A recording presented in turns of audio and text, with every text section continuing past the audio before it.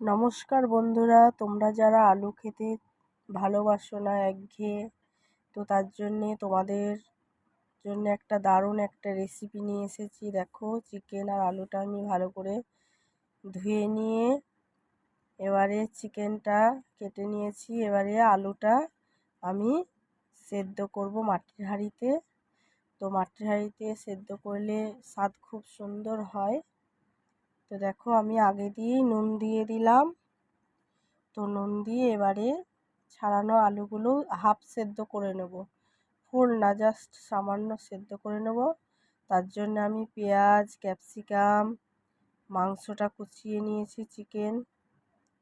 তো এবারে ধনেপাতা, টমেটো সব দিয়ে ভালো করে এবারে এক এক করে এই যে লঙ্কা, হলুদ, নুন, জিরে দিয়ে ভালো করে কষিয়ে নেব। তো এবারে আদা রসুন বেটে রাখা ওটাও দিয়ে দেব।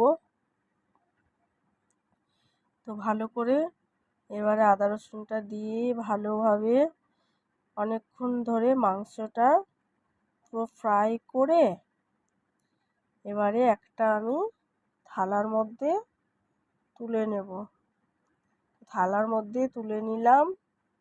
তো এক এক করে আলুর মধ্যে সব মাংসর পুরগুলো আমি ভরে নেব।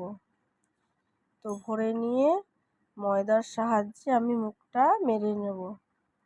তো ময়দার সাহায্যে মুখটা মেরে নিয়ে এবারে গরম তেলে আমি ভেজে নেব। তো জাস্ট খেতে অসাধারণ। তোমরা এটা রান্না করে রুটি বা ভাত দিয়েও খেতে পারো। আমি ভেবেছিলাম রান্না করব, তো আমার মেয়ে বলল খেতে খুব দারুণ হয়েছে, তাইও ভাজাটাই মানে খেয়ে নিল। তার জন্য আমি আর এটা রান্না করলাম না। তো তোমরা চাইলে এটা রান্না করেও ভাত বা রুটির সাথে খেতে পারো। তো খেতে এত অসাধারণ হয়েছে, আমার মেয়ে পুরো পাগল হয়ে গেছে খেয়ে। তো আমার মেয়ে নিজে মুখেই বলবে খেতে কতটা স্বাদ হয়েছে। তো তোমরা নিজে মুখেই দেখো, আমার মেয়ে বলবে।